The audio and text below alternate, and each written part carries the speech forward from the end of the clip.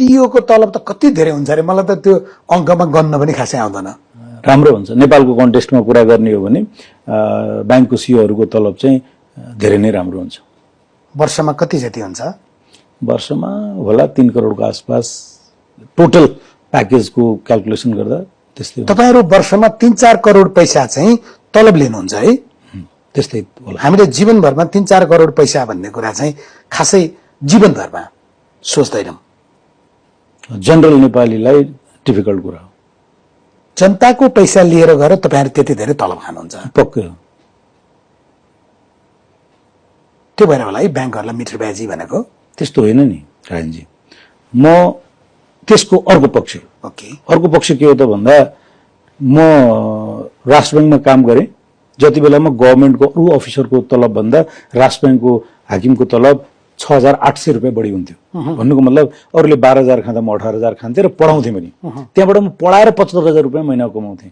राष्ट्र बैंक छोडे पनि म राम्रै तलब सुविधामा काम गरे म डेभलपमेन्ट बैंकको सीईओ भएँ आज नोबेल बैंकको सीईओ छु भने मेरो स्यालेरी बेनिफिट राम्रै रह्यो तर आजसम्म मैले कमाइरहेको नेटवर्थको हिसाब किताब गर्नुहुन्छ भने म त्यही 5 जनामा बनेको धापासीको घरमा बसिराखेको छु हो र यत्रो पैसा के गर्नु म भन्दैछु मसँगै मेरो सँगै कसैले चाहिँ राजस्वमा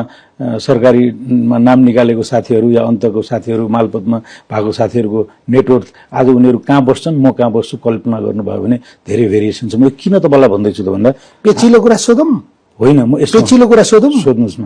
तपाई वर्षको 3 करोड हाराहारीमा सुविधा लिने मान्छे चाहिँ 5 आनाको धापासीको घरमा बस्ने महिनामा 46000 तलब खाने सरकारी कर्मचारी चाहिँ 10औं आनामा घर र 10औं ठाउँमा जग्गा हुने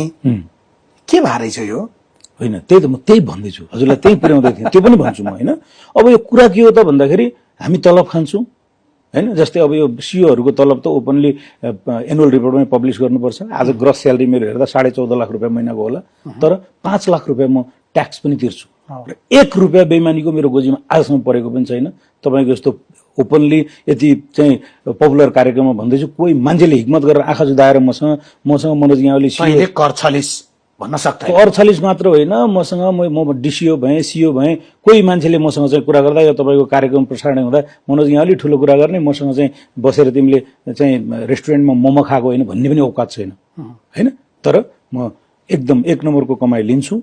1 नम्बरको ट्याक्स तिर्छु र 1 रुपैयाँ बेइमानी गर्दैन र माथिल्लो पोजिसनमा टप पोजिसनमा मान्छेले जब बेइमानी गरेन भने डाउन द लाइन बेइमानी हुँदैन हामी पब्लिकको पैसा चलाएर बसेका छौं बैंकले प्राइभेट बैंक भन्छ बैंक प्राइभेट हुँदैन इट्स अ पब्लिक बैंक पब्लिकको मनीले चलायो हो नि त भने यो ठाउँको टप